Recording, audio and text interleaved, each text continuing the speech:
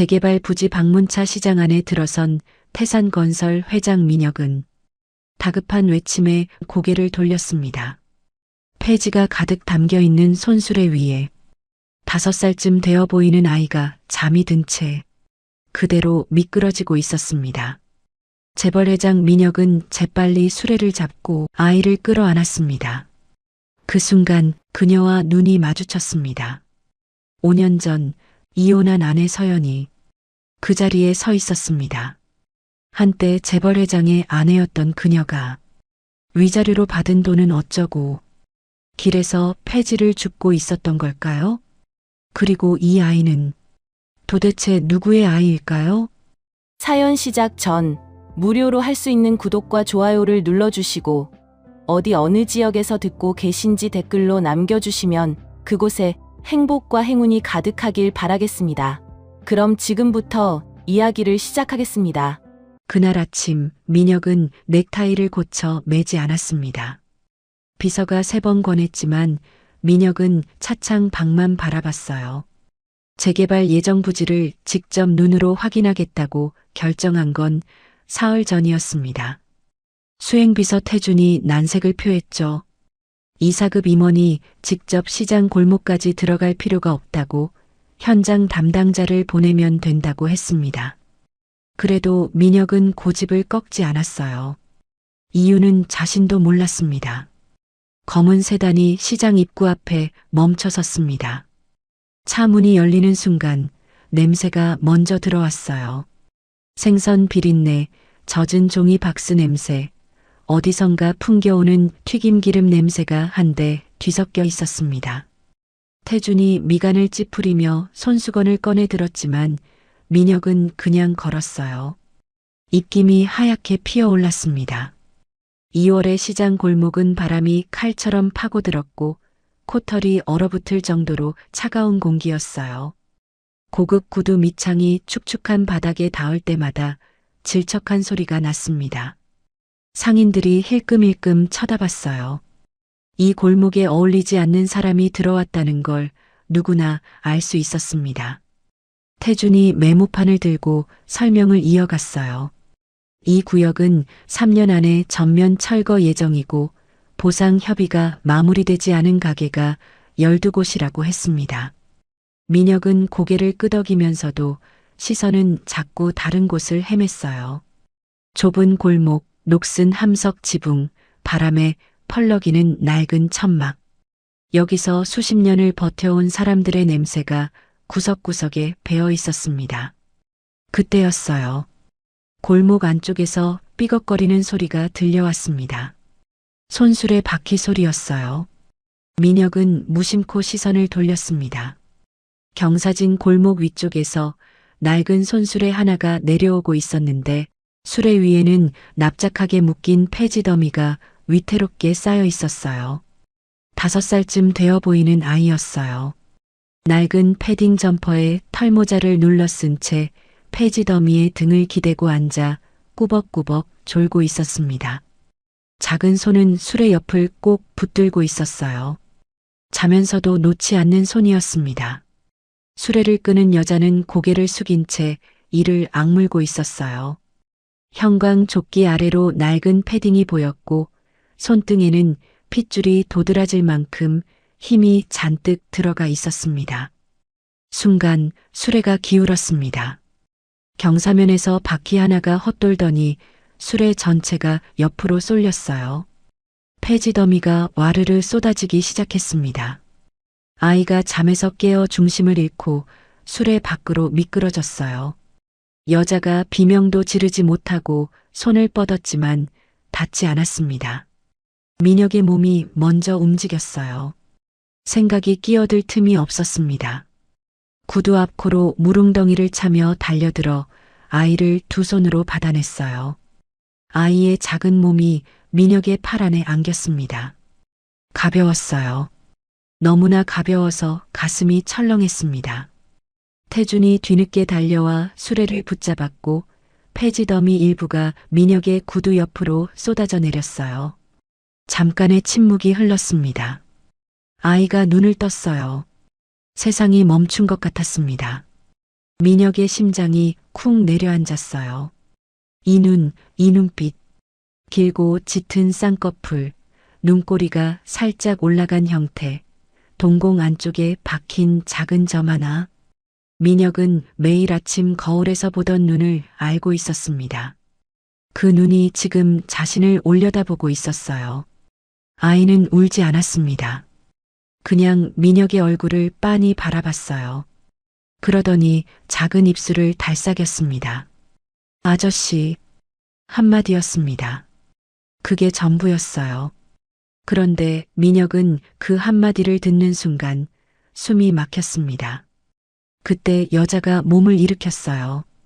형광 조끼 아래로 낡은 패딩이 보였고 머리카락은 모자 아래로 헝클어져 있었습니다. 여자가 아이에게 손을 뻗으며 고개를 들었어요. 그 순간 민혁의 온몸이 굳었습니다. 5년이 지났어요. 눈 아래 그림자가 짙어졌고 볼은 더 야위었으며 추위에 튼 입술은 핏기가 없었습니다. 그래도 민혁은 알았어요. 이 눈매, 이 입의 선, 잊으려 했지만 끝내 잊히지 않던 얼굴이었습니다. 서연이었습니다. 서연도 민혁을 알아봤어요. 눈이 마주치는 순간 서연의 몸이 딱 한 번 굳었습니다. 그게 전부였어요. 놀라지도 않고 울지도 않고 그냥 아이를 받아 안았습니다. 아이를 품에 꼭 끌어안으며 민혁을 똑바로 바라봤어요. 그리고 짧게 말했습니다. 여긴 왜 오셨어요? 질문이 아니었습니다. 그냥 내뱉은 말이었어요. 목소리는 낮고 평평했습니다. 감정이 완전히 지워진 목소리였어요. 주변 상인 하나가 수군거렸습니다. 저 여자 있잖아. 남편한테 버림받았다잖아. 애 하나 데리고 저렇게 산다고. 민혁의 귀에 그 말이 또렷하게 꽂혔어요. 태준이 민혁의 눈치를 살폈지만 민혁은 움직이지 않았습니다. 서연은 이미 아이를 다독이고 있었어요. 아이의 발이 보였습니다. 운동화 앞코가 벌어져 있었고 끈은 낡아서 여러 번 다시 묶은 흔적이 남아 있었어요. 가방은 한쪽 어깨끈이 테이프로 붙여져 있었습니다. 서연은 아이의 털모자를 고쳐 씌우고는 폐지 더미를 다시 수레에 올리기 시작했어요. 아무 도움도 요청하지 않았습니다. 누군가의 시선 따위는 처음부터 신경 쓰지 않는 사람처럼 움직였어요. 민혁은 입을 열었다가 다물었습니다. 서연은 끝까지 민혁을 보지 않았어요. 수레를 끌고 골목 안쪽으로 들어가면서 딱 한 번 아이의 등을 가볍게 토닥였습니다. 그 손이 보였어요. 갈라지고 붉어진 손등이었습니다. 서연의 낡은 운동화 뒤꿈치가 골목 안으로 사라졌어요. 민혁은 그 자리에 서 있었습니다. 태준이 조심스럽게 말했어요. 회장님, 일정이 있습니다. 민혁은 돌아섰습니다. 걸었어요. 차에 올라탔습니다. 문이 닫혔어요. 차 안은 조용했습니다. 히터가 돌아갔고 가죽 시트는 부드러웠으며 창밖 시장 소리가 유리 너머로 멀어졌어요. 민혁은 손을 내려다봤습니다. 조금 전까지 아이를 받아 안았던 손이었어요. 아직 온기가 남아있는 것 같았습니다. 아이의 얼굴이 지워지지 않았어요. 그 눈, 그 눈빛. 민혁은 이혼 서류에 도장을 찍던 날짜를 기억했습니다. 5년 전 4월이었어요. 저 아이가 몇 살인지 민혁은 천천히 계산하기 시작했습니다. 계산할수록 가슴 한켠이 조여들었어요. 손가락 끝이 싸늘하게 식어갔습니다. 창밖으로 시장 골목이 멀어졌지만 민혁의 시선은 이미 다른 곳에 가 있었어요. 무언가가 금이 가기 시작했습니다. 아주 작은 균열이었어요. 하지만 민혁은 알고 있었습니다. 이런 균열은 처음에는 작아도 결국 전부를 무너뜨린다는 것을. 그날 밤이었습니다. 서연은 아이를 재우고 나서야 허리를 폈어요. 반지하 방 한 칸이었습니다. 창문 너머로 행인들의 발목이 지나갔고 보일러는 켜도 바닥이 미지근할 뿐이었어요. 서연은 싱크대 앞에 서서 찬물로 손을 씻었습니다. 갈라진 손등에 물이 스며들어 따가웠지만 신경 쓰지 않았어요. 오늘도 버텼다는 생각만 했습니다. 그런데 아이가 뒤척였어요. 처음에는 그냥 자다가 뒤척이는 줄 알았습니다. 그런데 숨소리가 이상했어요. 서연이 다가가 아이의 이마에 손을 얹는 순간 손바닥이 타들어갈 것처럼 뜨거웠습니다. 아이의 볼은 붉게 달아올라 있었고 입술이 바짝 말라 있었어요. 서연이 이름을 불렀습니다. 준아, 준아, 눈 떠봐. 아이가 눈꺼풀을 힘겹게 들어 올렸어요. 초점이 흐릿했습니다.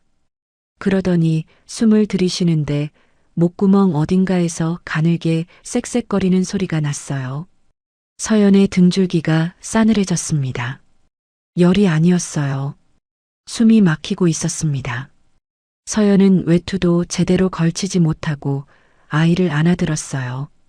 계단을 뛰어내려가면서 머릿속으로 계산을 했습니다.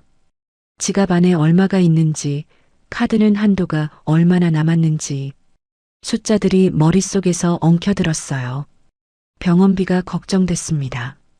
그래도 발은 멈추지 않았어요. 응급실은 밝았습니다. 형광등 불빛이 쏟아지는 접수대 앞에 서연이 섰어요. 아이를 꼭 안은 채 접수 서류를 받아들었습니다. 펜을 쥔 손이 떨렸어요. 접수 간호사가 물었습니다. 보호자 성함이랑 아이 아버지 연락처도 적어주세요. 서연의 손이 잠깐 멈췄습니다. 아버지는 없습니다. 간호사가 고개를 들었어요. 서연은 시선을 피하지 않았습니다. 간호사는 잠시 뜸을 들이다가 서류를 다시 내밀었어요. 서연이 서류를 채워 넣는 동안 아이는 서연의 어깨에 기댄 채 숨을 고르고 있었습니다. 쌕쌕거리는 소리가 조금 더 거칠어졌어요. 서연이 아이의 등을 천천히 쓸어내렸습니다. 손이 닿을 때마다 아이의 등이 불덩이처럼 뜨거웠어요. 의사가 아이를 살피러 들어갔습니다. 서연은 복도 의자에 앉았어요. 형광등 불빛 아래서 지갑을 꺼내 안을 들여다봤습니다. 10,000원짜리 2장과 동전 몇 개였어요. 카드를 꺼내 뒤집었다가 다시 넣었습니다. 이번 달 카드 한도가 얼마나 남았는지 알고 있었어요. 넉넉하지 않았습니다. 서연은 지갑을 덮었어요. 천장을 올려다봤습니다. 형광등이 미세하게 깜빡였어요. 서연은 눈을 감지 않았습니다. 울면 안 된다는 걸 알고 있었어요. 울기 시작하면 멈출 수가 없었습니다. 그 시각 병원 복도 끝에 한 남자가 서 있었습니다. 민혁이었어요. 민혁은 서연이 응급실로 들어가는 것을 봤습니다. 시장에서 돌아오는 길에 태준에게 지시를 내렸어요. 서연이 사는 곳을 알아내는데 2시간이 채 걸리지 않았습니다. 민혁은 차 안에서 3번이나 내릴까 말까를 망설였어요. 결국 발이 움직였습니다. 이유를 스스로에게 설명하지 않았어요. 민혁은 멀리서 서연을 바라봤습니다. 복도 의자에 앉은 서연의 어깨가 보였어요. 꼿꼿했습니다. 무너질 것 같으면서도 무너지지 않는 어깨였어요. 민혁은 그 어깨를 알고 있었습니다. 어떤 상황에서도 쉽게 허물어지지 않던 사람이었어요. 그게 때로는 답답했고 때로는 믿음직스러웠으며 결국에는 외면하는 이유가 됐습니다. 의사가 복도로 나왔어요. 어머니, 급성 기관지염입니다. 오늘 밤 입원 경과를 보고 내일 퇴원 여부를 결정하죠. 그런데 아이 몸이 많이 약해져 있어요. 영양 상태가 좀 걱정됩니다. 서연이 고개를 끄덕였습니다. 표정이 흔들리지 않았어요. 의사가 돌아서고 나서야 서연은 2 손을 무릎 위에 꼭 쥐었습니다. 민혁은 그 모습을 봤어요. 아이가 처치를 받고 병실로 옮겨졌습니다. 서연이 아이 곁에 앉았어요. 아이는 산소 마스크를 쓴 채 누워 있었습니다. 눈을 감고 있었지만 숨소리는 아까보다 조금 안정됐어요. 서연이 아이의 손을 두 손으로 감쌌습니다. 작은 손이었어요. 엄마 여기 있어. 다 괜찮아. 목소리가 낮았습니다. 아이한테 하는 말인지 자신한테 하는 말인지 알 수 없었어요. 민혁은 병실 유리 너머에서 그 장면을 바라봤습니다. 잠시 후 원무과 직원이 복도로 나왔어요. 서연에게 다가가 낮은 목소리로 무언가를 말했습니다. 서연의 등이 굳어지는 게 보였어요. 미납 기록이 있다는 말이었습니다. 이전에 진료비 일부가 처리되지 않은 게 남아있다고 했어요. 서연이 일어섰습니다. 지갑을 들고 원무과 쪽으로 걸어갔어요. 민혁이 먼저 움직였습니다. 원무과 창구에서 서연보다 한 발 앞서 카드를 내밀었어요. 직원이 카드를 받으려는 순간 서연의 손이 카드를 막았습니다. 됐습니다. 서연의 목소리는 낮고 단호했어요. 민혁을 보지 않았습니다. 직원만 바라보며 자신의 카드를 내밀었어요. 이걸로 해주세요. 민혁이 말했습니다. 서연 씨. 서연이 처음으로 민혁을 똑바로 봤어요. 눈빛이 흔들리지 않았습니다. 차갑지도 않았어요. 그냥 아무것도 없는 눈빛이었습니다. 그게 더 아팠어요. 상관하지 마세요. 서연이 결제를 마치고 돌아섰습니다. 민혁은 그 자리에 서 있었어요. 병실로 돌아간 서연이 아이 곁에 다시 앉았습니다. 아이가 눈을 가늘게 뜨며 서연을 바라봤어요. 작은 목소리로 말했습니다. 엄마, 울지 마. 서연은 울고 있지 않았습니다. 그런데 아이는 알고 있었어요. 서연이 아이의 손을 꼭 쥐었습니다. 아무 말도 하지 않았어요. 민혁은 복도 끝에서 그 장면을 바라봤습니다. 유리 너머로 보이는 작은 병실이었어요. 링거줄이 늘어진 침대, 산소 마스크를 쓴 아이의 손을 잡고 앉은 서연. 민혁은 시선을 거두지 못했습니다. 5년 전에 자신이 뱉은 말들이 떠올랐어요. 이혼하자. 그 말이 이 자리까지 흘러온 것이었습니다.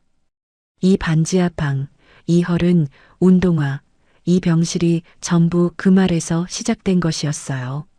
민혁은 복도 벽에 등을 기댔습니다. 천장을 올려다봤어요. 아이의 얼굴이 다시 떠올랐습니다.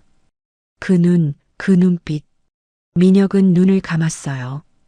감아도 지워지지 않았습니다. 5년 전 봄이었습니다. 민혁은 그때 회사가 가장 잘 나가던 시절을 보내고 있었어요. 창업 이후 처음으로 분기 매출이 목표치를 넘어섰고 언론에서는 젊은 재벌 2세의 성공 신화라는 말을 붙이기 시작했습니다. 회사 안팎이 들떠 있었어요. 민혁도 그랬습니다. 그 시절의 민혁은 뭐든 할 수 있다고 믿었어요. 서연과 결혼한 지 3년째 되던 해였습니다. 서연은 민혁의 회사에서 재무팀 대리로 일하다 민혁을 만났어요. 시어머니는 처음부터 탐탁지 않게 여겼습니다. 집안이 맞지 않는다고 했어요. 변변한 배경도 없고 내세울 것도 없는 여자라고 했습니다. 그래도 민혁은 고집을 꺾지 않았어요. 서연이 좋았습니다. 어떤 상황에서도 흔들리지 않는 눈빛이 좋았고 말보다 행동이 앞서는 사람이 좋았어요. 그 봄에 사건이 터졌습니다. 회사 자금 유출이었어요. 규모가 작지 않았습니다. 30억 원에 가까운 금액이 내부 계좌에서 빠져나간 흔적이 발견됐어요. 감사팀이 긴급 보고를 올렸고 이사회가 소집됐습니다. 민혁은 보고를 받는 순간부터 머릿속이 하얘졌어요. 회사가 처음으로 흔들리는 느낌이었습니다. 그런데 시어머니가 먼저 움직였어요. 감사팀 보고가 올라오기도 전에 시어머니가 민혁을 불렀습니다. 손에 서류 한 묶음을 들고 있었어요. 계좌 내역이었습니다. 자금이 빠져나간 경로를 추적한 것처럼 보이는 자료였어요. 시어머니가 그 서류를 민혁 앞에 펼쳤습니다. 봐라. 이게 누구 명의 계좌인지. 민혁은 서류를 들여다봤어요. 계좌 명의가 보였습니다. 서연이었어요. 민혁의 손이 굳었습니다. 시어머니가 말을 이었어요. 내가 진작 알아봤다. 저 여자 처음부터 수상했어. 집안도 없는 게 어떻게 내 눈에 들었겠냐. 다 계산이 있었던 거야. 목소리가 낮고 단호했습니다. 흥분하지 않았어요. 오히려 그게 더 무서웠습니다. 민혁은 서류를 다시 들여다봤어요. 계좌 거래 내역이 빼곡히 찍혀 있었습니다. 날짜, 금액, 이체 기록. 숫자들이 눈앞에서 흘러갔어요. 민혁은 믿고 싶지 않았습니다. 그런데 서류는 분명했어요. 아니, 분명해 보였습니다. 그날 저녁 민혁은 서연을 불렀어요. 서연은 민혁의 서재로 들어오면서 표정을 읽었습니다. 무언가 단단히 잘못됐다는 걸 알았어요. 민혁이 서류를 내밀었습니다. 이게 뭔지 알아? 서연이 서류를 받아들었어요. 천천히 내려다봤습니다. 손이 조금 떨렸어요. 그러더니 서연이 고개를 들었습니다. 이거 내 계좌 아니에요. 민혁의 눈이 차가워졌어요. 명의가 내 이름으로 돼 있어. 알아요. 그런데 내가 만든 계좌가 아니에요. 나는 이 거래 내역 중에 아무것도 한 적이 없어요. 목소리가 흔들리지 않았습니다. 그게 오히려 민혁을 더 의심하게 만들었어요. 억울하면 울거나 소리를 질러야 하는데 서연은 그냥 서류를 들고 담담하게 서 있었습니다. 민혁은 그 담담함을 뻔뻔함으로 읽었어요. 그때는 그랬습니다. 서연이 입을 열었어요. 제가 직접 확인해 볼게요. 은행에 가서 개설 기록을 떼우면 알 수 있어요. 그 순간 시어머니가 서재 문을 열고 들어왔습니다.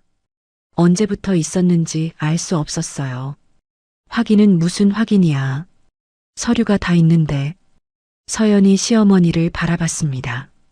시어머니도 서연을 바라봤어요. 두 사람 사이에 무거운 공기가 흘렀습니다. 어머님, 저는 이 계좌를 만든 적이 없습니다.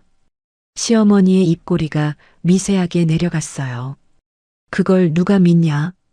민혁은 두 사람 사이에서 아무 말도 하지 못했습니다. 서류를 다시 들여다봤어요. 숫자들이 또 흘러갔습니다. 머릿속이 뒤섞였어요. 믿고 싶은 마음과 의심이 뒤엉켜서 어느 쪽도 잡히지 않았습니다. 그 다음 날 언론에 기사가 났어요. 재벌 2세 회사, 내부 자금 유출 의혹, 내부 관계자 연루 가능성. 기사는 구체적인 이름을 쓰지 않았지만 업계에서는 이미 소문이 돌고 있었습니다. 누군가 흘린 것이었어요.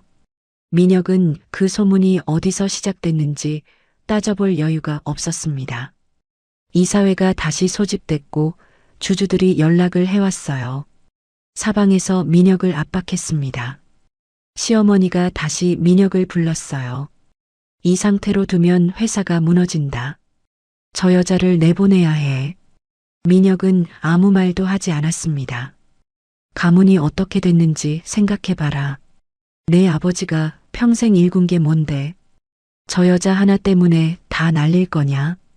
민혁의 어깨가 무거워졌어요. 회사가 흔들리고 있었습니다. 주변이 무너지는 소리가 들렸어요. 그리고 한가운데 서연이 있었습니다. 서연의 이름이 박힌 계좌 서류가 있었어요. 그날 밤 비가 왔습니다. 서연이 민혁의 서재로 다시 찾아왔어요. 뭔가 말하려는 표정이었습니다. 민혁은 책상에 앉아 서류를 보다가 고개를 들었어요. 서연이 입을 열었습니다. 그런데 말이 나오기도 전에 민혁이 먼저 말했어요. 이혼하자. 서연의 입이 닫혔습니다. 빗소리만 남았어요. 서연은 한참을 서 있었습니다. 민혁은 서연을 보지 않았어요. 서류를 내려다봤습니다. 차마 눈을 마주칠 수가 없었어요. 지금 생각하면 그게 무언가를 알고 있었기 때문인지도 몰랐습니다. 서연이 숨을 한번 들이쉬었어요. 말하려 했습니다. 입술이 달싹였어요. 그런데 말이 나오지 않았습니다. 해야 할 말이 목구멍까지 올라왔다가 다시 내려갔어요. 서연은 그 말을 끝내 꺼내지 못했습니다. 훗날 민혁은 그 말이 무엇이었는지 알게 됩니다. 그날 밤 서연이 하려던 말은 임신이었어요. 서연은 이혼 서류에 도장을 찍었습니다. 비 오는 날이었어요. 서재 책상 위에 서류가 놓였고 민혁은 돌아서 있었습니다. 서연이 도장을 찍는 소리가 방 안에 울렸어요. 둔탁하고 짧은 소리였습니다. 그게 끝이었어요. 서연은 빈손으로 집을 나왔습니다. 트렁크 하나였어요. 옷 몇 벌과 서류 묶음, 그리고 낡은 지갑이 전부였습니다. 현관문이 닫히는 소리를 들으면서 서연은 뒤를 돌아보지 않았어요. 돌아봤다가는 무너질 것 같았습니다. 그냥 걸었어요. 빗물이 아직 남아있는 골목을 트렁크를 끌고 걸어나갔습니다. 위자료는 받지 못했어요. 이혼 합의 과정에서 민혁 측 변호사가 제시한 금액은 5억이었습니다. 적은 금액은 아니었어요. 그런데 그 돈이 서연에게 닿지 않았습니다. 나중에야 알게 된 일이지만 시어머니가 중간에서 막았어요. 서연명의 계좌로 보낸다는 서류가 꾸며졌지만 실제로는 다른 곳으로 빠져나갔습니다. 서연은 그 사실을 몰랐어요. 돈이 오지 않자 변호사에게 연락했지만 이미 처리됐다는 답만 돌아왔습니다. 더 싸울 힘이 없었어요. 친정으로 갔습니다. 친정 어머니는 문을 열자마자 서연의 얼굴을 보고 아무 말도 하지 않았어요. 그냥 안으로 들어오라고 했습니다. 서연은 방에 들어가 짐을 내려놓고 나서야 주저앉았어요. 소리 없이 울었습니다. 친정 어머니가 옆에 앉아서 등을 쓸어줬어요. 그것만으로도 한참을 울었습니다. 서연은 임신 사실을 친정 어머니에게만 말했어요. 친정 어머니는 한숨을 길게 내쉬었습니다. 그리고 말했어요. 낳아라. 내가 키우면 된다. 그게 전부였습니다. 길게 묻지 않았어요. 서연은 고개를 끄덕였습니다. 민혁에게는 알리지 않기로 했어요. 그 결정이 쉽지 않았습니다. 밤마다 생각했어요. 알려야 할까? 알리지 말아야 할까? 그런데 이혼 서류에 도장을 찍던 날 밤 민혁의 뒷모습이 떠올랐습니다. 돌아보지 않던 그 어깨가 생각났어요. 서연은 입을 닫기로 했습니다. 달이 차올랐어요. 서연의 배가 불러오는 동안 친정어머니가 곁에 있었습니다. 친정아버지는 말이 없었어요. 밥상에서 서연을 보면 시선을 피했습니다. 딸이 이혼하고 혼자 아이를 낳는다는 게 마음에 걸리는 것이었어요. 그래도 내쫓지는 않았습니다. 출산 날이 왔어요. 새벽 2시였습니다. 진통이 시작됐을 때 친정어머니가 택시를 잡았어요. 병원 응급분만실로 들어가는 서연의 손을 친정어머니가 꼭 쥐었습니다. 서연은 그 손을 놓지 않으려 했어요. 그런데 분만실 문 앞에서 손을 놓아야 했습니다. 혼자 들어갔어요. 아이가 나왔습니다. 울음소리가 분만실을 가득 채웠어요. 간호사가 아이를 서연의 가슴에 올려놓았습니다. 서연은 그 순간 아무 생각도 나지 않았어요. 그냥 작은 얼굴을 들여다봤습니다. 눈이 보였어요. 길고 짙은 쌍꺼풀, 눈꼬리가 살짝 올라간 형태. 서연은 그 눈을 알고 있었습니다. 가슴이 먹먹해지면서 눈물이 났어요. 준이었습니다. 출생신고를 하는 날 이상한 일이 있었어요. 병원에서 출생 사실을 민혁 측에 통보했다는 연락이 왔습니다.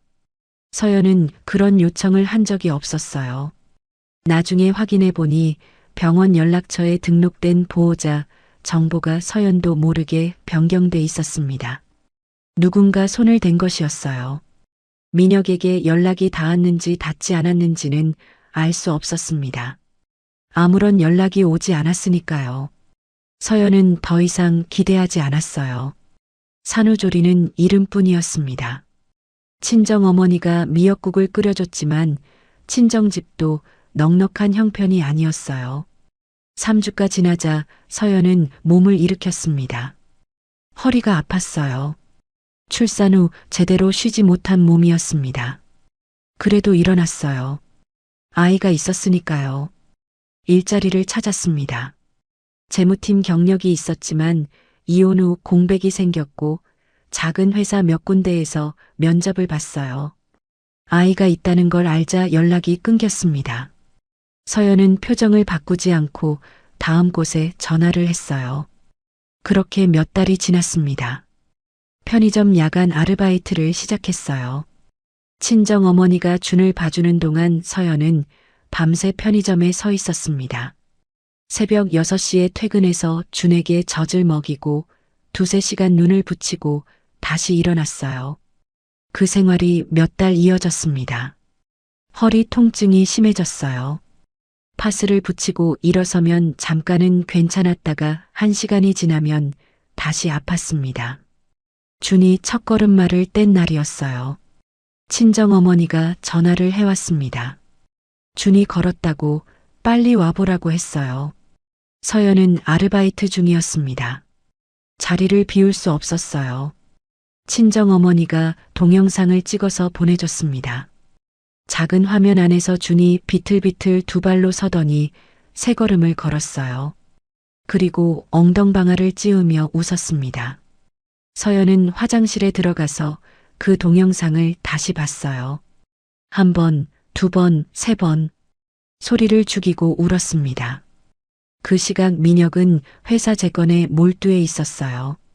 자금 유출 사건은 내부 감사로 마무리됐습니다. 외부에는 내부 직원의 단독 범행으로 발표됐어요. 민혁은 그 결론을 그대로 받아들였습니다. 당시에는 그게 맞는 줄 알았어요. 회사를 살리는 게 급했습니다. 이혼한 전처의 이야기는 기억 한쪽으로 미뤄뒀어요.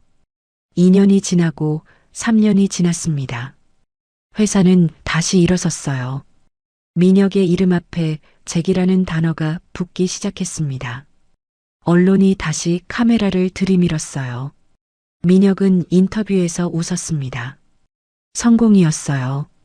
서연은 그 즈음 친정집을 나왔습니다. 더 이상 친정 식구들에게 짐이 되고 싶지 않았어요.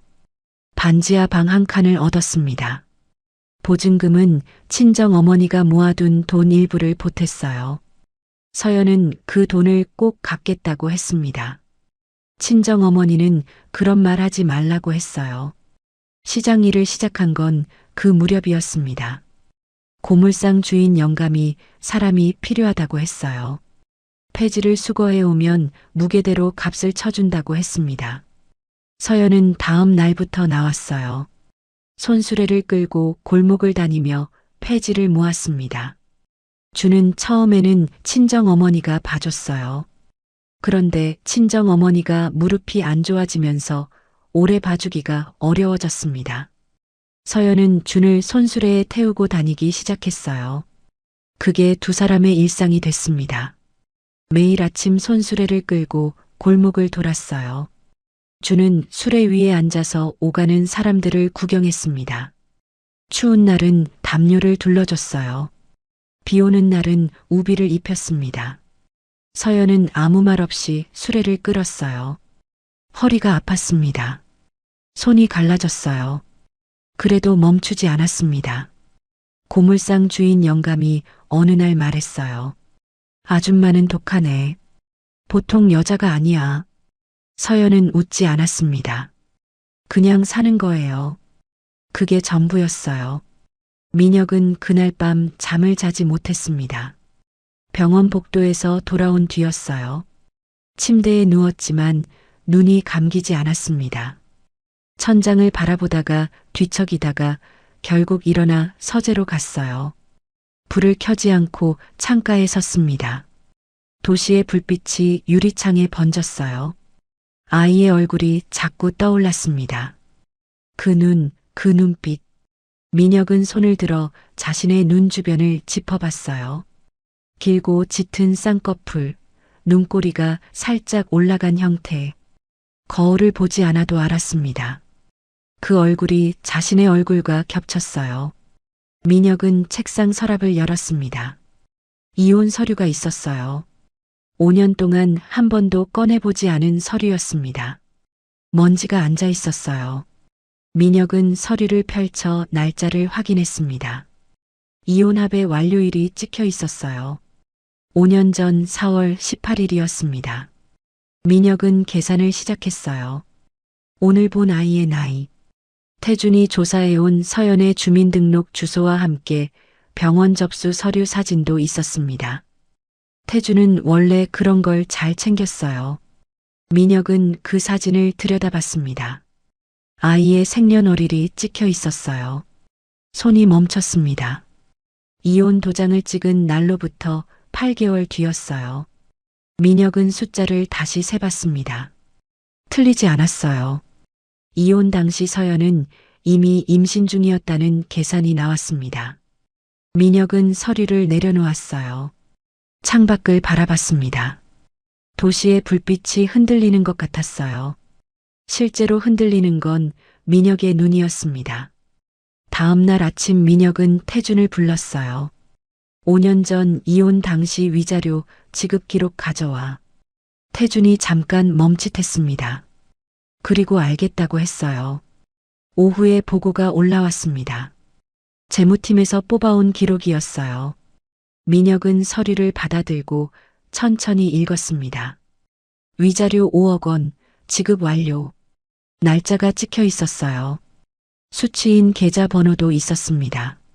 민혁은 계좌번호를 들여다봤어요. 그리고 멈췄습니다.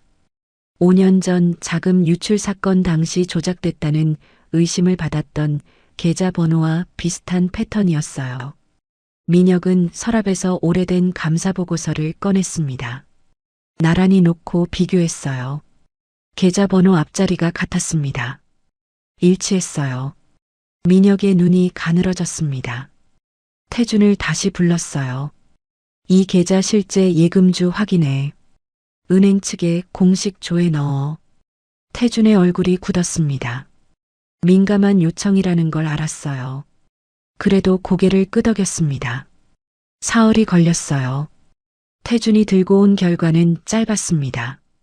계좌 실제 거래 내역 경유 확인, 시어머니 개인 계좌를 통해 최종 인출됐다는 내용이었어요. 위자료로 지급된 5억은 서연의 손에 닿지 않았습니다. 중간에서 사라진 것이었어요. 민혁은 보고서를 읽으면서 아무 말도 하지 않았습니다. 태준이 조심스럽게 말했어요. 회장님, 추가 조사를 더 진행할까요? 민혁은 잠시 있다가 고개를 끄덕였습니다. 5년 전 자금 유출 사건도 다시 들여다봐. 태준이 나가고 나서 민혁은 혼자 서재에 앉아 있었어요. 창밖에 햇빛이 들어왔지만 방 안은 어두운 것 같았습니다. 서연이 그때 했던 말이 떠올랐어요. 이 계좌 내가 만든 게 아니에요. 그 말을 민혁은 믿지 않았습니다. 서류가 분명하다고 생각했어요. 서연의 담담한 표정이 뻔뻔하게 느껴졌습니다. 그래서 돌아섰어요. 민혁은 손으로 이마를 짚었습니다. 며칠 뒤 태준이 다시 보고를 올렸어요. 5년 전 감사 결과를 뒤집는 새 자료가 나왔습니다. 당시 재무팀장이었던 사람을 직접 찾아가서 면담했더니 처음에는 입을 열지 않다가 결국 말했다고 했어요. 그때 이상했습니다. 계좌 서류가 위에서 내려왔어요. 저도 그냥 처리했는데 나중에 보니 뭔가 맞지 않는 부분이 있었습니다. 태준이 보고서를 읽어내려가는 동안 민혁은 표정을 바꾸지 않았어요. 다 듣고 나서 한 가지만 물었습니다. 위에서 내려왔다는 게 어디서? 태준이 잠시 망설였어요. 회장님, 어머니 쪽으로 추정됩니다. 방안이 조용해졌습니다. 민혁은 창밖을 봤어요. 아무 말도 하지 않았습니다. 태준은 더 이상 말을 잇지 못하고 서 있었어요. 민혁이 천천히 일어섰습니다. 서류 위조 흔적 있어? 일부 있습니다. 도장 날인 위치와 날짜, 인쇄 방식이 당시 회사 내부 서식과 다른 부분이 확인됐습니다. 민혁의 표정이 굳었어요. 5년 전 민혁이 믿었던 것들이 하나씩 흔들리기 시작했습니다. 서연의 이름이 박힌 계좌 서류, 분명해 보였던 숫자들, 시어머니의 단호한 목소리. 그 모든 것이 지금 다른 모습으로 보이기 시작했어요. 민혁은 코트를 집어들었습니다. 병원 가자.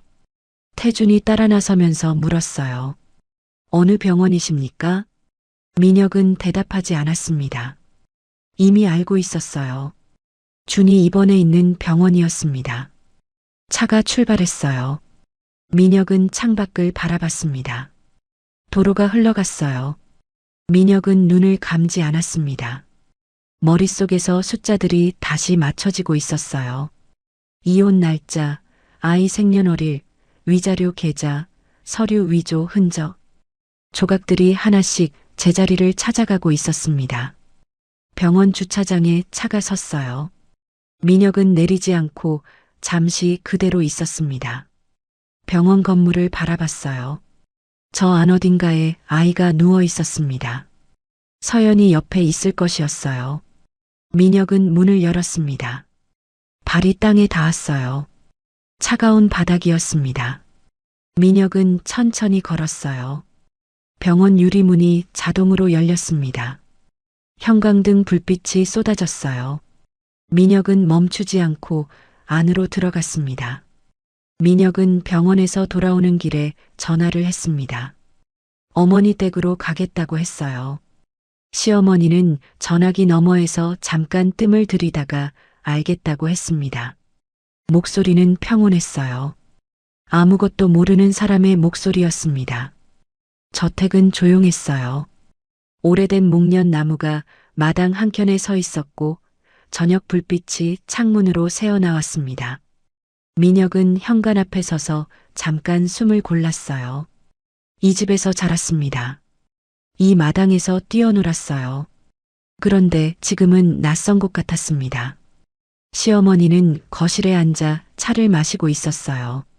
민혁이 들어오는 것을 보고 찻잔을 내려놓으며 말했습니다. 왔어? 요즘 바쁘다더니. 민혁은 소파에 앉지 않았어요. 서 있었습니다. 시어머니가 민혁의 표정을 읽었어요. 찻잔을 내려놓는 손이 미세하게 느려졌습니다. 그래도 표정은 바꾸지 않았어요. 앉지도 않고 왜 서 있어? 민혁이 말했습니다. 서연 씨 위자료 어머니가 가져갔죠. 거실이 조용해졌어요. 시어머니는 민혁을 바라봤습니다. 눈빛이 흔들리지 않았어요. 오랫동안 많은 것을 감춰온 사람의 눈이었습니다. 무슨 소리야? 계좌 추적했습니다. 재무팀 기록도 다시 들여다봤어요. 5억이 어머니 개인 계좌를 통해 인출됐습니다. 시어머니가 천천히 고개를 돌렸어요. 창밖을 바라봤습니다. 목련 나무가 바람에 흔들리고 있었어요. 내가 판단한 거야. 민혁의 눈이 가늘어졌습니다. 판단이요? 그 여자한테 그 돈이 가면 안 됐어. 어차피 내 돈이야. 내가 보관한 거지. 목소리가 낮고 단단했어요. 잘못을 인정하는 것도 완전히 부정하는 것도 아니었습니다. 그냥 자신의 결정이 옳았다는 투였어요. 민혁은 말을 이었습니다. 5년 전 자금 유출 서류도요. 서연 씨 명의 계좌 어머니가 만들었죠. 시어머니의 어깨가 딱 한 번 굳었어요. 짧은 침묵이었습니다. 그러나 그 침묵이 모든 것을 말했어요. 시어머니가 찻잔을 다시 들었습니다. 천천히 한 모금 마셨어요. 그리고 찻잔을 내려놓으며 말했습니다. 그 여자는 처음부터 우리 가문에 맞지 않았어. 민혁은 아무 말도 하지 않았어요. 배경도 없고 집안도 없어. 재무팀 직원 출신이 어떻게 우리 며느리가 돼? 내가 눈이 멀었던 거야. 내가 정신 차려준 거고. 그래서 없는 죄를 만들었습니까?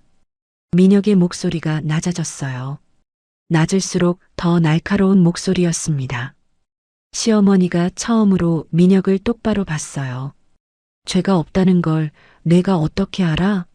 그 여자가 한 말만 믿어? 서류를 봤습니다. 직접 확인했어요. 서류야 어떻게든 만들 수 있어. 내가 그걸 모르냐?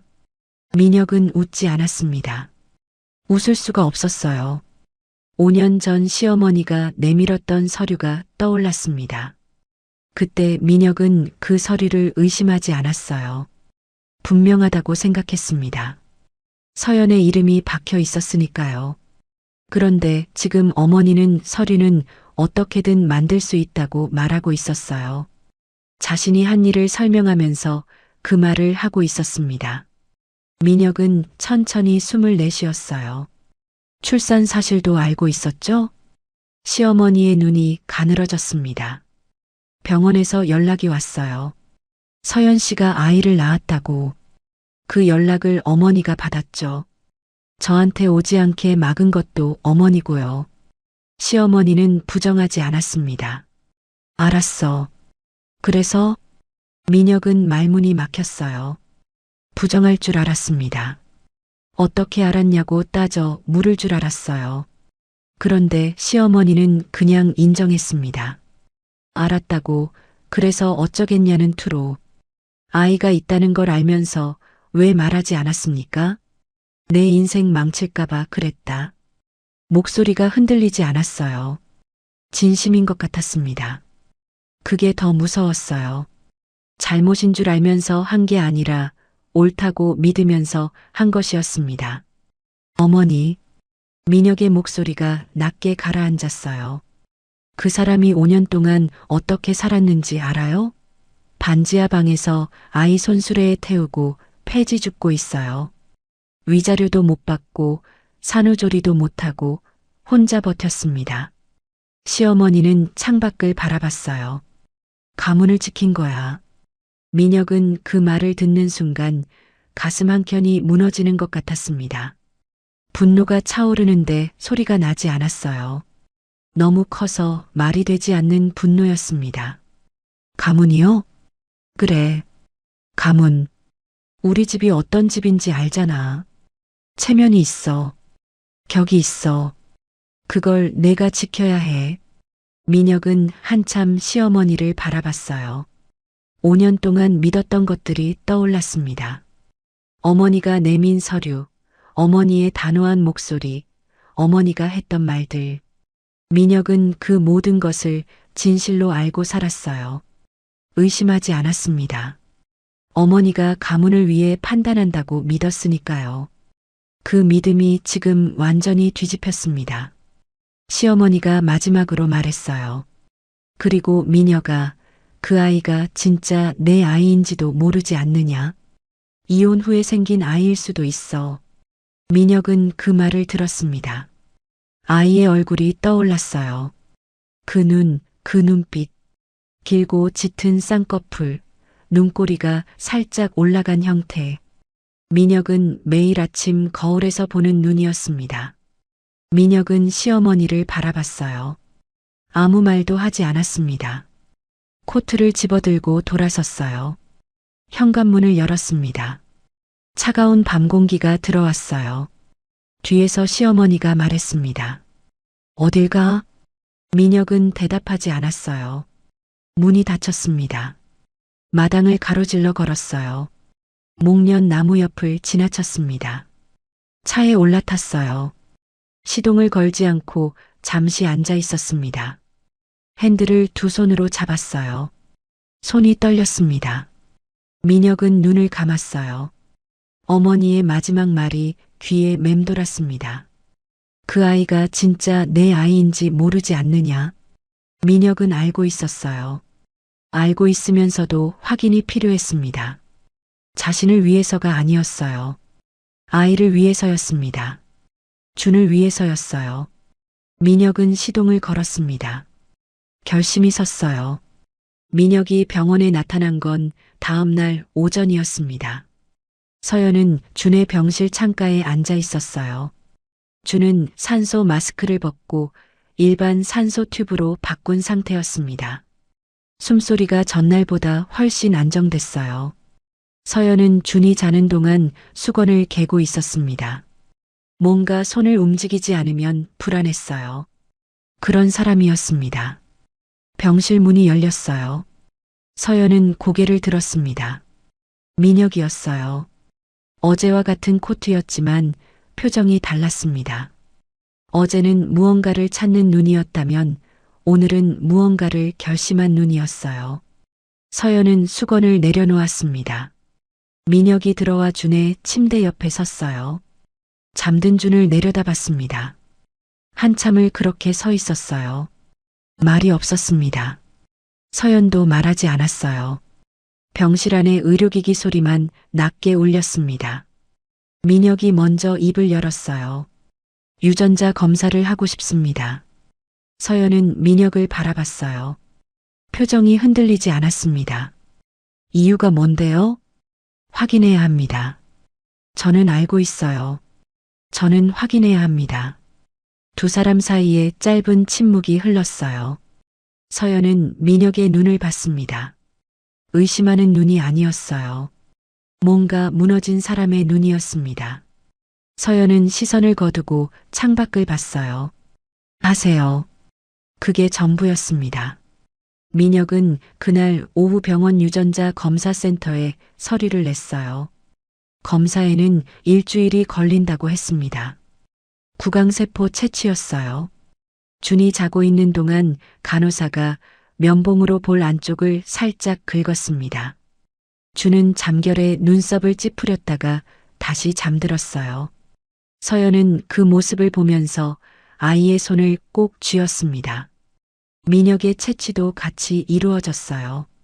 검사실을 나오면서 민혁은 복도에 서 있었습니다. 서연이 준을 안고 병실로 돌아가려는데 민혁이 말했어요. 서연 씨. 서연이 걸음을 멈췄습니다. 위자료 받지 못한 거 알았습니다. 서연은 돌아보지 않았어요. 지금 와서 그게 무슨 상관이에요? 상관이 있습니다. 저한테는 없어요. 서연은 그대로 병실로 들어갔어요. 민혁은 복도에 혼자 남았습니다. 일주일이 흘렀어요. 민혁은 그 일주일 동안 잠을 제대로 자지 못했습니다. 회의에 들어가도 서류가 눈에 들어오지 않았어요. 태준이 보고를 올려도 한 박자씩 늦게 반응했습니다. 태준은 아무 말도 하지 않았어요. 그냥 옆에 있었습니다. 민혁은 매일 병원에 갔어요. 병실 앞에서 안으로 들어가지 않을 때도 있었습니다. 그냥 복도 끝에서 유리 너머로 들여다봤어요. 서연이 준에게 밥을 먹이는 장면, 준이 서연의 무릎에 앉아 그림책을 펼치는 장면. 민혁은 그 장면들을 말없이 바라봤습니다. 어느 날 준이 민혁을 먼저 발견했어요. 유리 너머로 눈이 마주쳤습니다. 준이 서연의 소매를 잡아당겼어요. 서연이 고개를 들었습니다. 민혁과 눈이 마주쳤어요. 서연은 표정을 바꾸지 않았습니다. 준이 유리 쪽을 향해 손을 흔들었어요. 작은 손이었습니다. 민혁은 손을 들지 못했어요. 그냥 서 있었습니다. 준은 잠깐 기다리다가 다시 그림책으로 눈을 돌렸어요. 서연은 준의 머리를 쓸어 넘겨줬습니다. 아무 일도 없었다는 듯이요. 민혁은 그날 밤 서재에서 술을 마셨어요. 혼자였습니다. 잔을 채우고 비우고 또 채우고 비웠어요. 취하지 않았습니다. 머릿속이 오히려 또렷해졌어요. 5년 전 장면들이 하나씩 떠올랐습니다. 서연이 서재로 들어오던 날 밤 이혼하자고 먼저 말하던 순간 서연이 입을 열었다가 닫던 그 찰나. 그때 서연이 하려던 말이 무엇이었는지 이제는 알았습니다. 민혁은 잔을 내려놓았어요. 결과가 나온 날은 흐린 아침이었습니다. 태준이 봉투를 들고 들어왔어요. 민혁은 책상 앞에 앉아 있었습니다. 봉투를 받아들었어요. 손이 평소와 달랐습니다. 미세하게 떨렸어요. 뜯지 않고 한참을 들여다봤습니다. 봉투 겉면에 검사기관 로고가 찍혀 있었어요. 흰 봉투였습니다. 얇았어요. 안에 든 종이 한 장이 전부일 터였습니다. 그 한 장이 5년을 뒤집을 수도 있었어요. 민혁은 천천히 봉투를 뜯었습니다. 종이를 꺼냈어요. 펼쳤습니다. 숫자가 보였습니다. 99.99%. 세상이 멈춘 것 같았어요. 민혁의 심장이 쿵 내려앉았습니다. 눈이 숫자 위에 고정됐어요. 친부 일치 확률 99.99%. 글자들이 눈앞에서 흔들렸습니다. 흔들리는 건 종이가 아니었어요. 민혁의 손이었습니다. 태준이 조용히 물었어요. 결과가 어떻습니까? 민혁은 대답하지 않았습니다. 종이를 내려놓았어요. 의자에서 일어섰습니다. 창가로 걸어갔어요. 창밖에 도시가 펼쳐져 있었습니다. 사람들이 걷고 차들이 달리고 세상은 아무 일 없다는 듯 돌아가고 있었어요. 민혁의 눈앞에는 다른 장면이 펼쳐졌습니다. 5년 전 비 오는 밤 이혼 서류에 도장이 찍히던 소리, 서연이 빈손으로 현관을 나서던 뒷모습, 반지 하방, 손수레, 갈라진 손등, 그리고 준의 얼굴, 그 눈, 그 눈빛. 민혁은 이마를 창유리에 댔습니다. 차가웠어요. 한참 그렇게 서 있었습니다. 태주는 아무 말도 하지 않았어요. 방 안의 숨소리만 들렸습니다. 민혁이 말했어요. 병원 가자. 목소리가 갈라져 있었습니다. 태준이 코트를 집어들었어요. 민혁은 책상 위 종이를 다시 집었습니다. 접어서 안주머니에 넣었어요. 그리고 문을 열었습니다. 복도를 걸으면서 민혁은 한 가지만 생각했어요. 5년이었습니다. 준이 세상에 나온 날부터 지금까지 5년이었어요. 민혁이 없던 5년이었습니다. 서연이 혼자 버텨온 5년이었어요. 그 시간을 되돌릴 수는 없었습니다.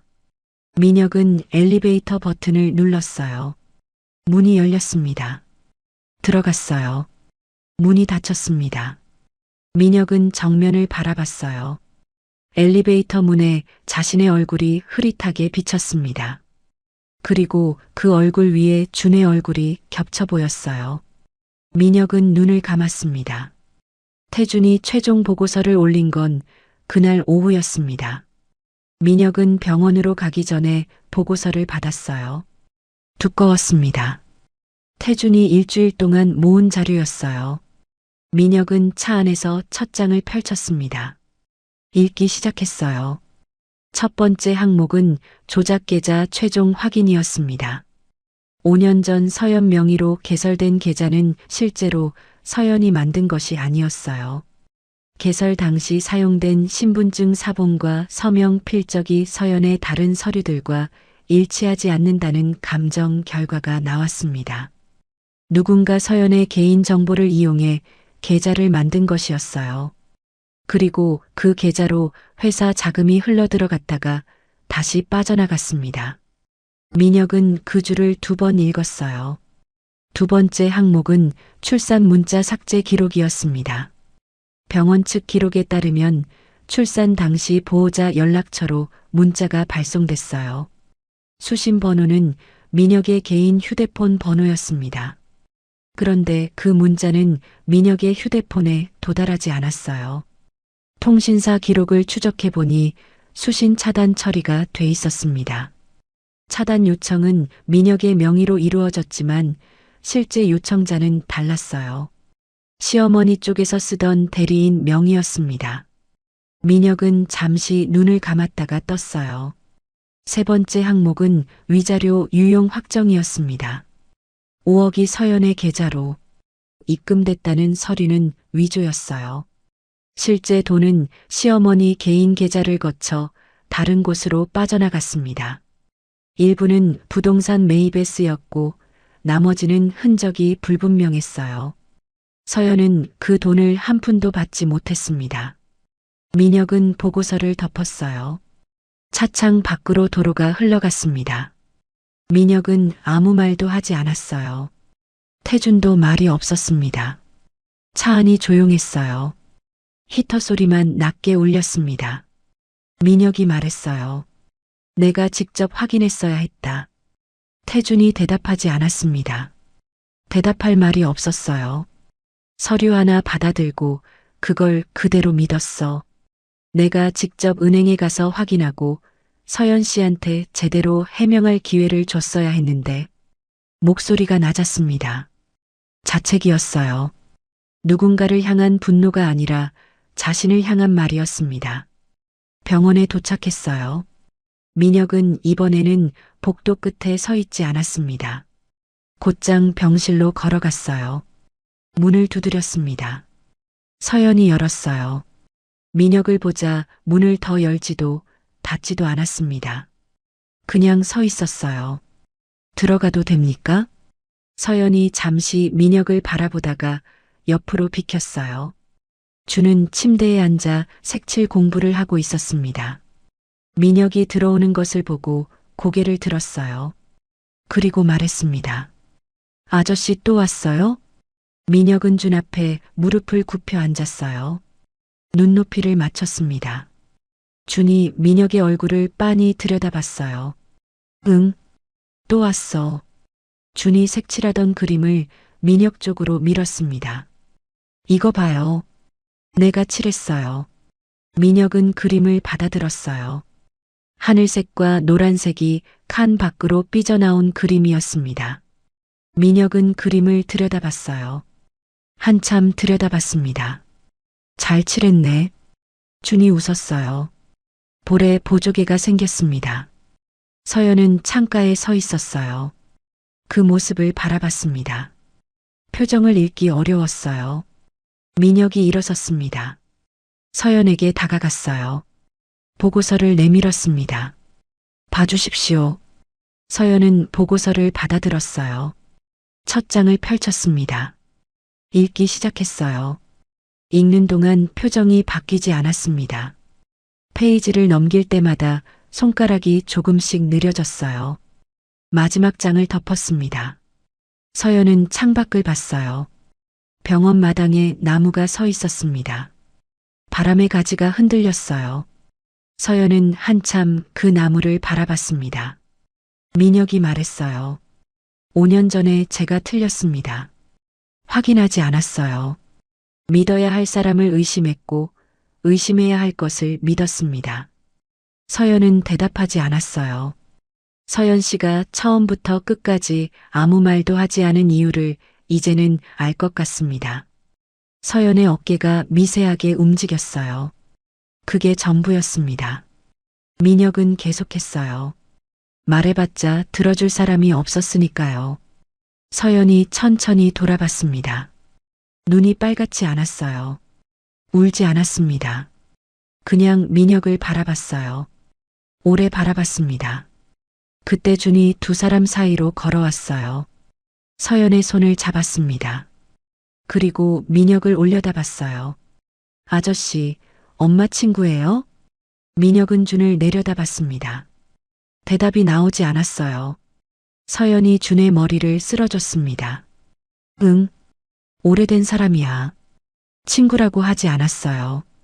오래된 사람이라고 했습니다.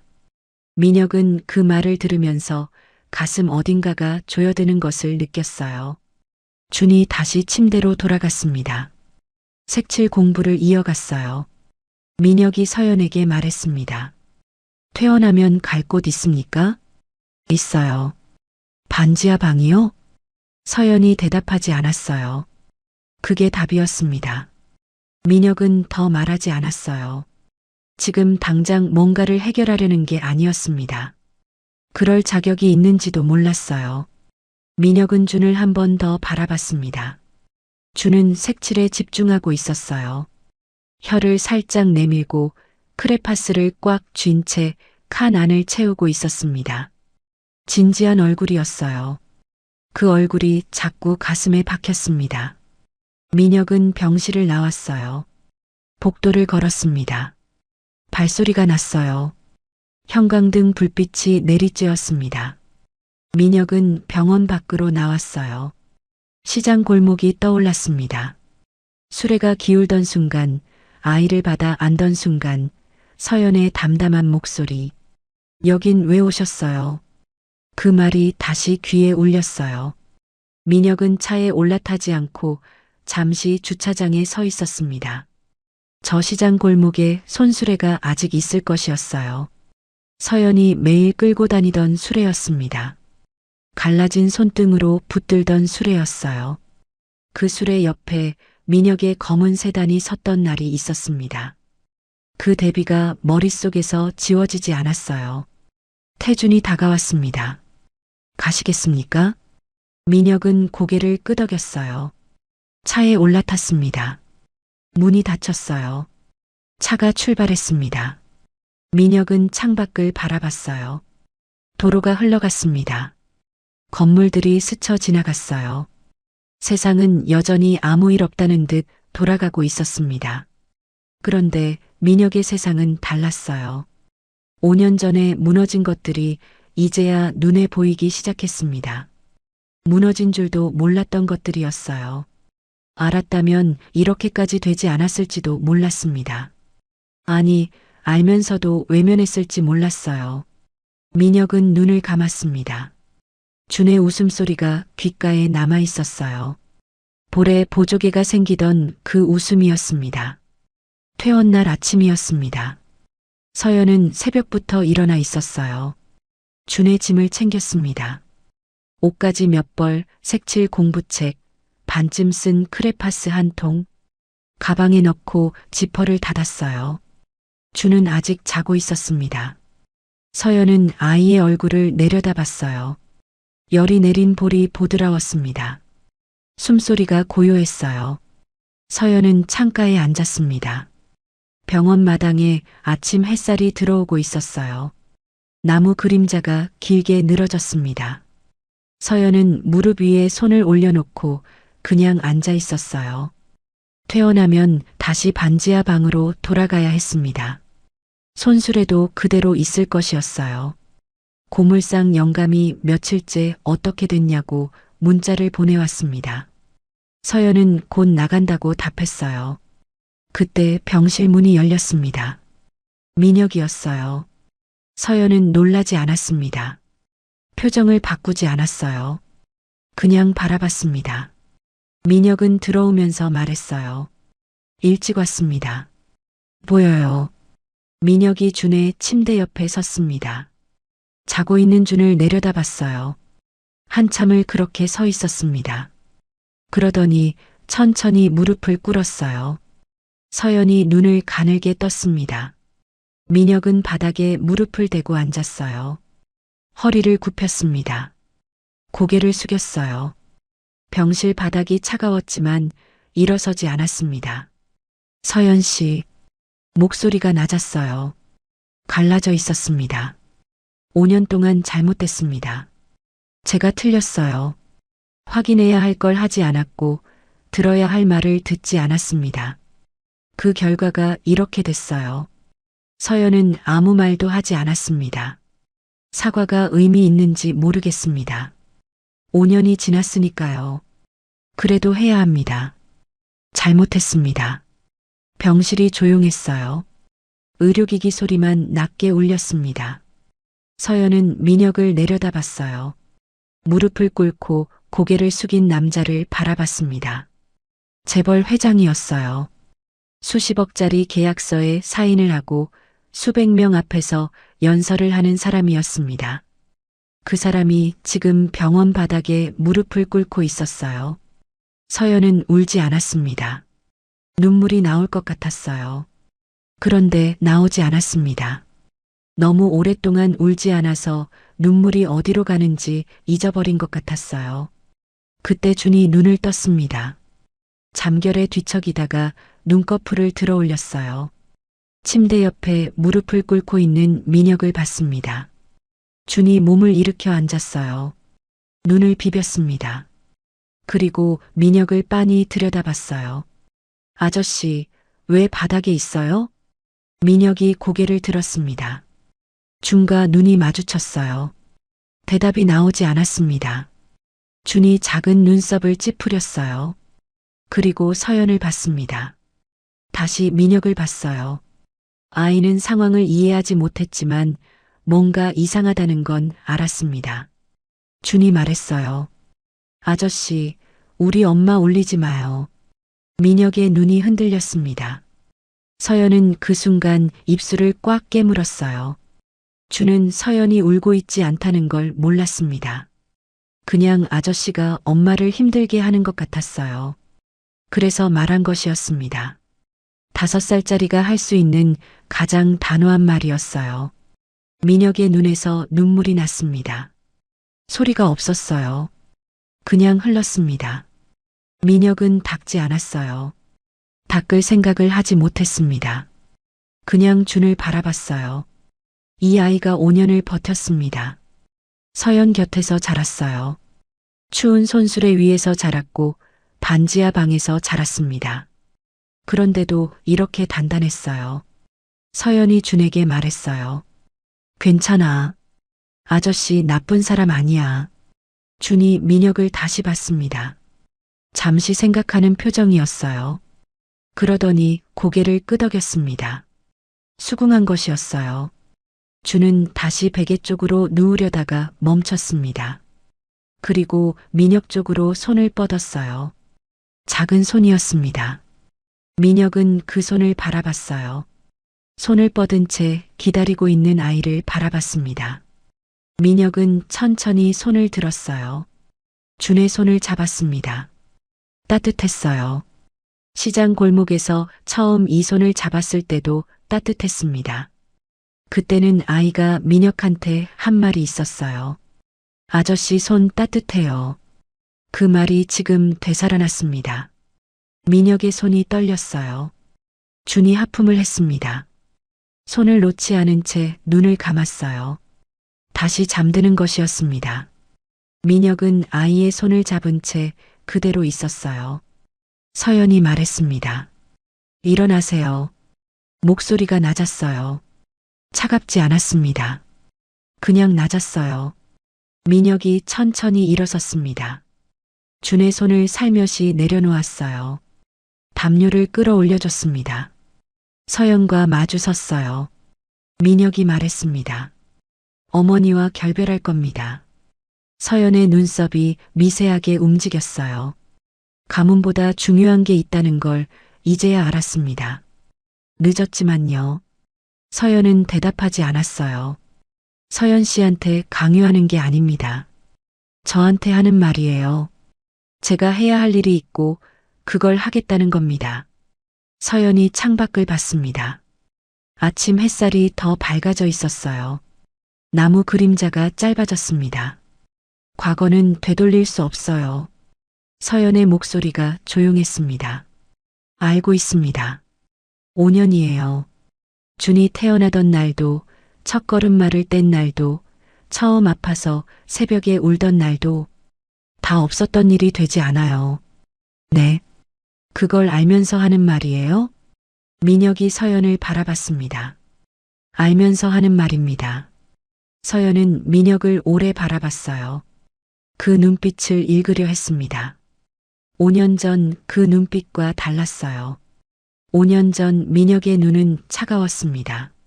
지금은 달랐어요. 무너진 사람의 눈이었습니다. 부서지고 나서야 보이는 것들이 있다는 걸 서연은 알았어요. 자신도 그랬으니까요. 서연은 아무 말도 하지 않았습니다. 긍정도 부정도 아니었어요. 그냥 침묵이었습니다. 그 침묵이 민혁에게는 처음으로 열린 문처럼 느껴졌어요. 아주 좁은 문이었습니다. 들어갈 수 있을지 없을지 알 수 없었어요. 그래도 열려 있었습니다. 준이 자는 소리가 들렸어요. 작고 고른 숨소리였습니다. 두 사람은 그 소리를 들으며 서 있었어요. 병실 안에 아침 햇살이 가득 찼습니다. 민혁은 그 자리에서 오래전 자신이 놓쳐버린 것들을 생각했어요. 서연의 목소리, 서연의 눈빛, 서류 한 장 앞에서 흔들리던 자신의 판단.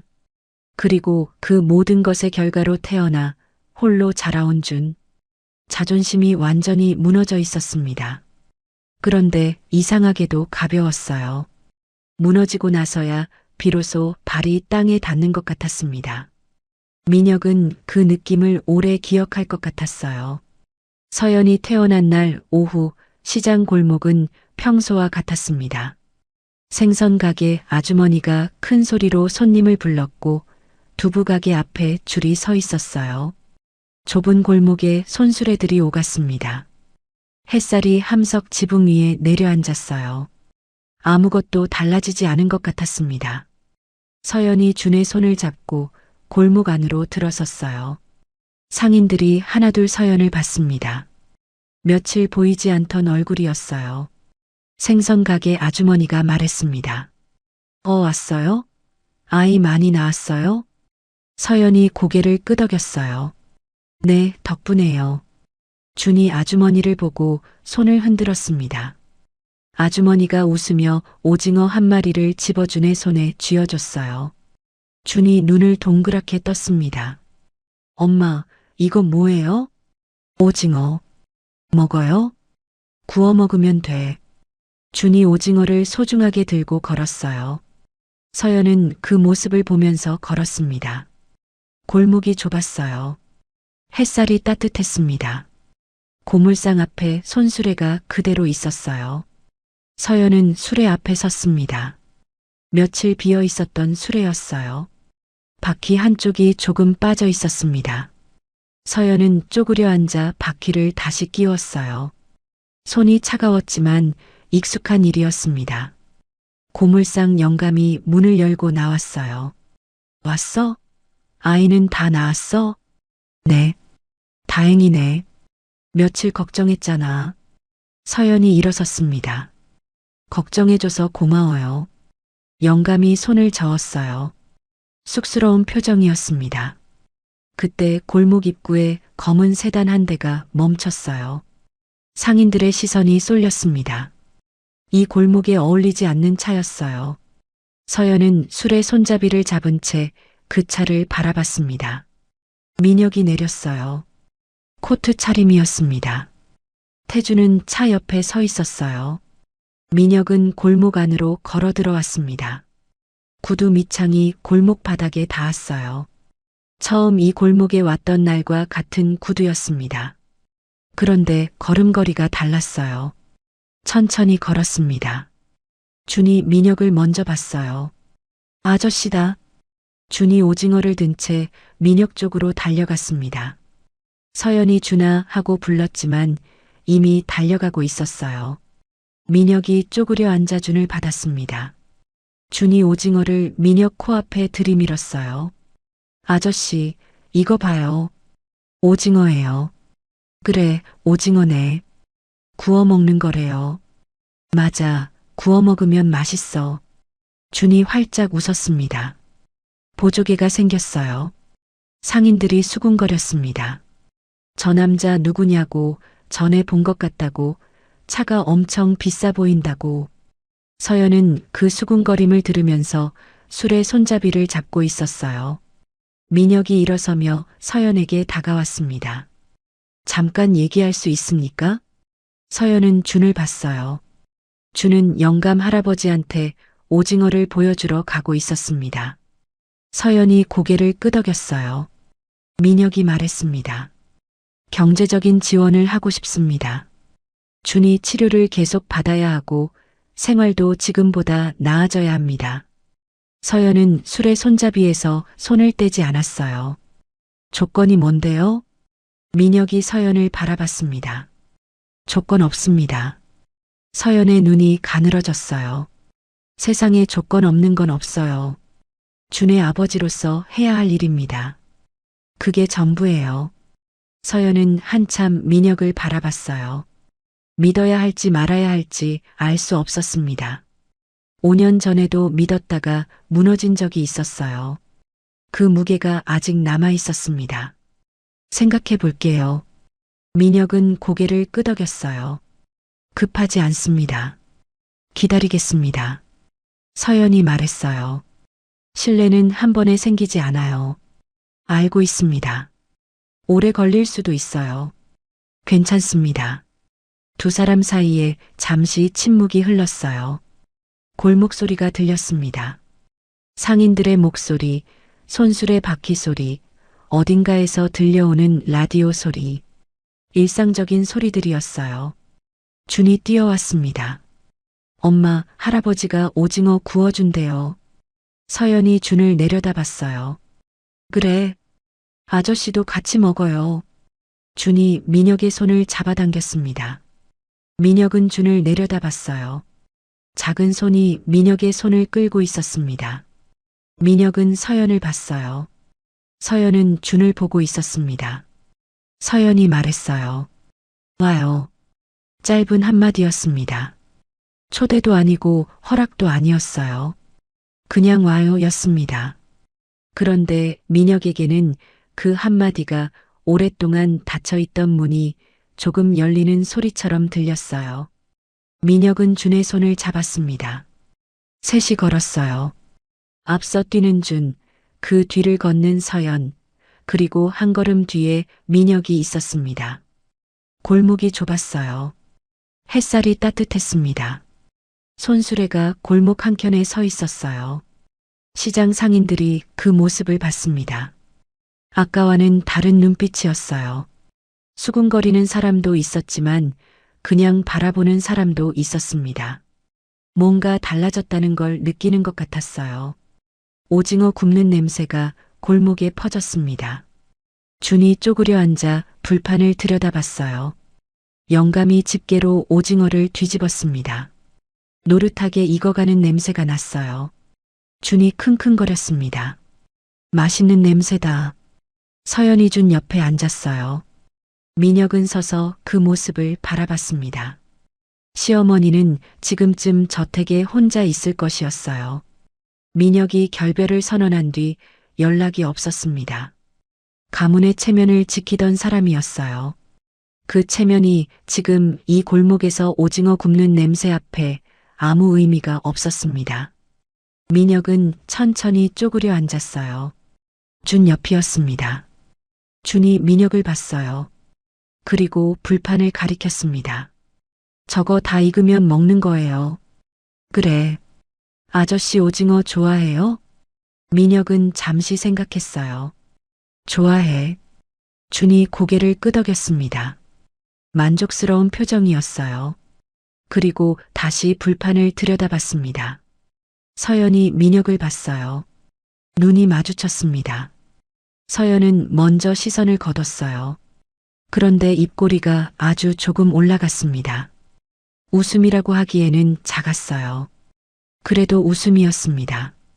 5년 만에 처음 보는 표정이었어요. 민혁은 그 표정을 가슴에 새겼습니다. 과거를 되돌릴 수는 없었어요. 5년이 사라지지 않았습니다. 서연이 혼자 버텼던 날들도 준이 모르고 자랐던 시간도 그대로 남아 있었어요. 그 무게는 앞으로도 사라지지 않을 것이었습니다. 그런데 지금 이 순간이 있었어요. 좁은 골목, 오징어 굽는 냄새, 불판을 들여다보는 아이, 그 옆에 앉은 서연, 그리고 한 걸음 뒤에서 그 모든 것을 바라보는 민혁. 가문의 체면이 아니었어요. 화려한 저택도 아니었습니다. 그냥 이것이었어요. 준이 말했습니다. 다 익었다? 영감이 웃으며 오징어를 잘라 접시에 담았어요. 준이 두 손으로 접시를 받았습니다.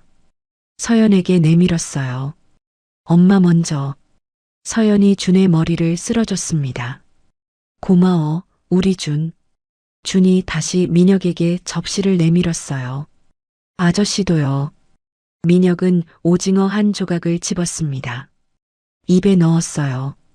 짭조름하고 고소한 맛이었습니다. 소박한 맛이었어요. 그런데 오랫동안 먹어본 것 중에 가장 맛있는 것 같았습니다. 골목에 햇살이 내려앉았어요. 손수레가 한켠에 서 있었습니다. 골목 입구에는 검은 세단이 멈춰 있었어요. 그 대비가 여전히 선명했지만 이제는 다른 의미였습니다. 민혁이 이 골목에 서 있는 것이 어색하지 않았어요. 아직은 낯설었지만 어색하지는 않았습니다. 준이 오징어를 우물거리며 말했어요. 아저씨, 또 와요. 민혁은 준을 내려다봤습니다. 그래. 짧은 대답이었어요. 그런데 그 안에 많은 것이 들어 있었습니다. 약속이었어요. 이번에는 지킬 수 있는 약속이었습니다. 서연은 듣고 있었어요. 아무 말도 하지 않았습니다. 그냥 오징어를 먹었어요. 골목 소리가 들렸습니다. 라디오 소리, 상인들의 목소리, 바람 소리, 일상적인 소리들이었어요. 그 소리 안에 세 사람이 있었습니다. 법정 스님은 이런 말씀을 남기셨습니다. 후회는 지나간 것에 대한 눈물이 아니라 다시 시작하는 힘이어야 한다. 민혁은 5년이 지나서야 자신이 틀렸다는 것을 인정했습니다. 그 인정이 늦었지만 골목 어귀에서 준의 손을 잡던 그 순간만큼은 진심이었어요. 후회가 눈물로 끝나지 않고 작은 한 걸음이 될 때 비로소 사람과 사람 사이에 다시 온기가 돌기 시작합니다. 오늘도 들어주셔서 감사합니다. 이 이야기가 위로가 됐다면 구독과 좋아요 부탁드리고요. 여러분의 소중한 이야기도 댓글로 남겨주세요. 지금까지 햇살 머문 인생이었습니다. 감사합니다.